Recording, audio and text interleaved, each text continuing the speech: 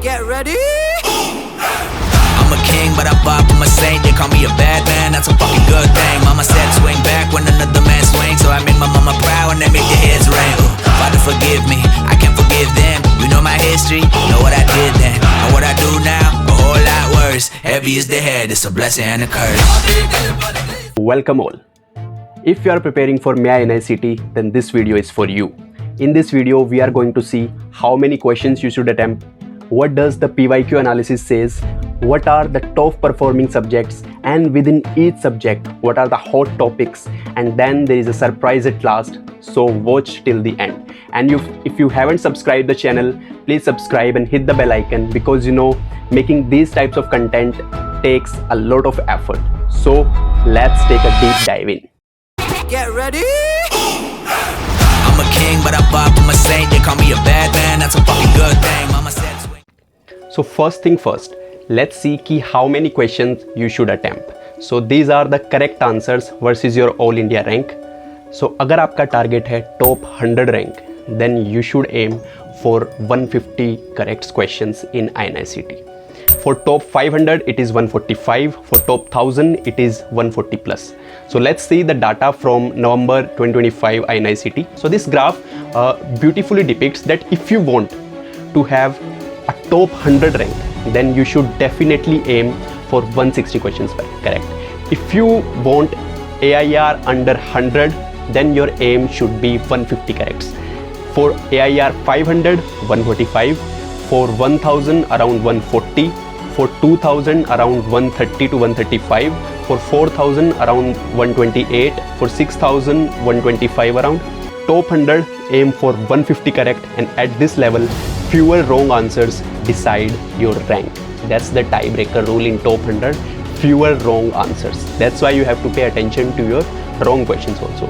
And for top 500, 145 correct is a threshold requiring around 72 to 73% accuracy, and for top 1000 definitely you should have a 140 correct, and for 1000 to 5000 rank band is the most contested zone. Having 3 to 5 extra question correct can jump you from around a 500 rank plus you can get with 3-5.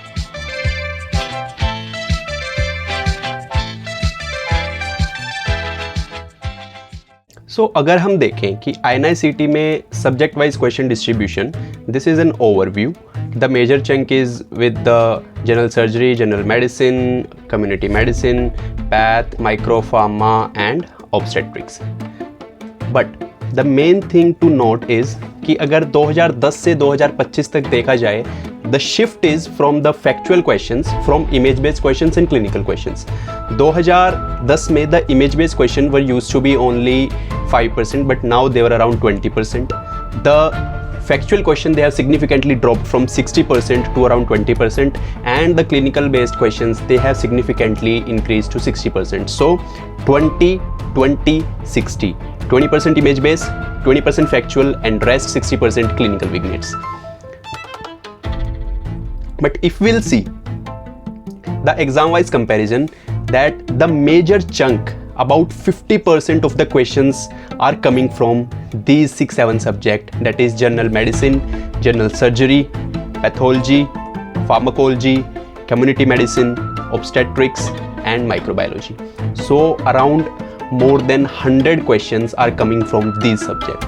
But if we'll see at PGI Chandigarh, it used to be a bit surgery and medicine heavy, but the major structure used to be the same. JIPMER is slightly, PSM and biostats heavy, and NIMHANS, as you all know, is neurology and psychiatry questions used to be more in NIMHANS.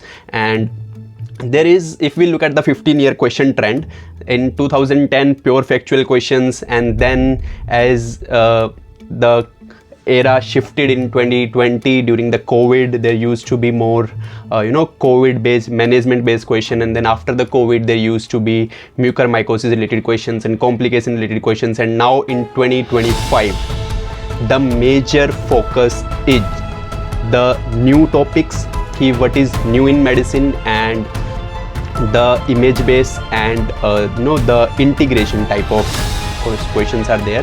So these 4 era of PG entrance exams, to summarize, we can say that the era 1 was recall, then came the era of applied sciences, then clinical, but now we are in an era of integrated subjects.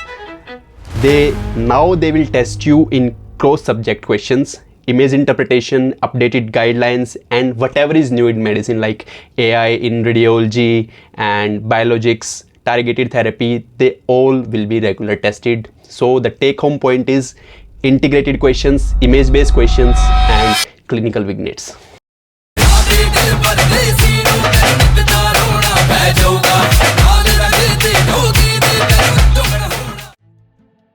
So now comes the preparation strategy.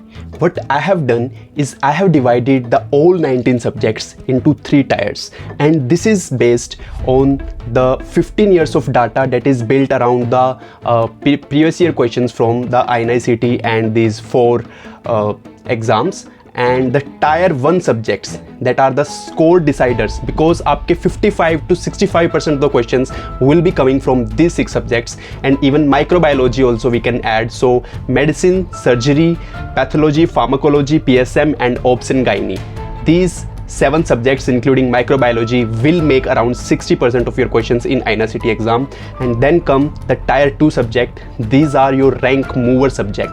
They will help you move to the top 500 and top 1000 rank, and these are the pediatrics, anatomy, physiology, biochemistry, and psychiatry. And then come that these are the easy scorer subjects, that is tier 3.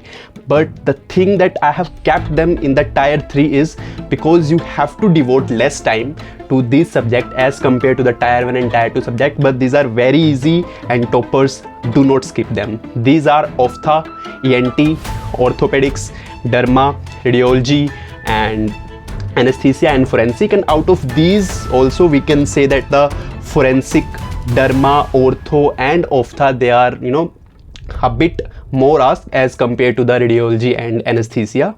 So you have to see accordingly, and you have to plan your strategy accordingly by focusing on these major tier 1 and tier 2 subjects.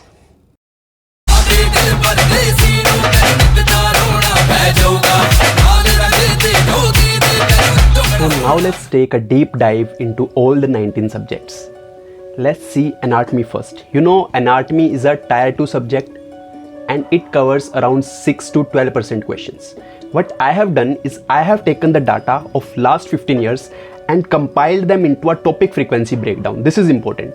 Like, first of all, what is the most important topic that you have to study in anatomy? That is neuroanatomy. Because according to the last 15-year data, neuroanatomy has 95% chance to be asked in the exam.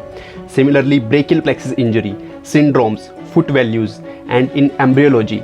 In the topic, I have subdivided the topic into headings like in embryology, you have to focus on heart, gut rotation, CNS, and branchial arches. Similarly, inguinal canal hernia and applied anatomy, and so on. So I have compiled them into this table. And if we see, the key exam insights are that neuroanatomy covers 30 to 35% of all anatomy questions, and embryology is trending, histology is relatively stable, and applied anatomy questions have increased significantly over the last 5 to 7 years. And these are the topics that were most tested. It is a recall based data from 2010 to 2015. What you can do is you can pause the screen and take a screenshot, or otherwise I will put this data in the form of a document in the comment section.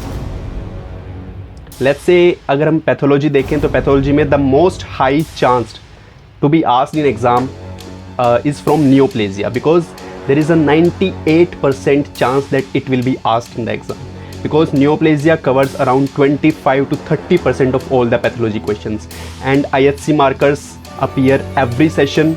WHO classification updates get tested within 1 to 2 years of being released, and COVID related pathology is added around 50 new testable topics in the question bank.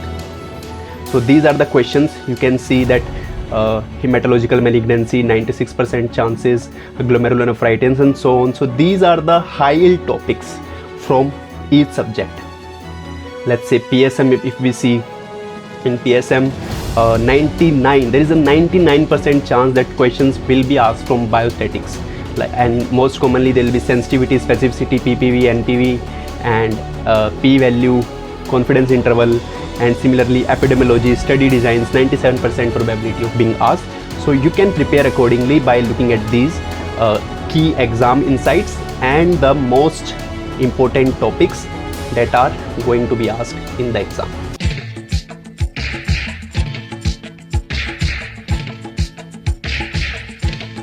And for those who wanted to know what are the top 25 questions from all the 19 subjects that are having a highest possibility of being asked in exam, so I have compiled a list. Number 1, biostats. Second, cardiology, the acute coronary syndrome, STEMI, non-STEMI, their management algorithm. Third, the autonomic pharmacology, the adrenergic and cholinergic receptors, then neoplasia, bacteriology, especially the gram staining, culture media, and virulence factor. Then pregnancy-induced hypertension, that is eclampsia, and their diagnosis, the Meg-Sulf regime and delivery planning, immunization schedule, cold chain, and AEFI management, the brachial plexus, glaucoma types, hematological malignancy, renal physiology, schizophrenia, TB diagnosis, CNS pharmacology, especially the anti-epileptics, breast cancer staging, the IHC marker, the surgery types, molecular biology, especially the PCR types, CRISPR, Western, Southern, and Northern blot, fractures, their nerve classification, which nerve with which fracture, and the eponymous fractures, the airway management, leprosy, head and neck cancers, epidemiology, especially the study designs and the types of bias, PCOS, enzyme kinetics, neonatology, especially the jaundice, and glomerulonephritis patterns.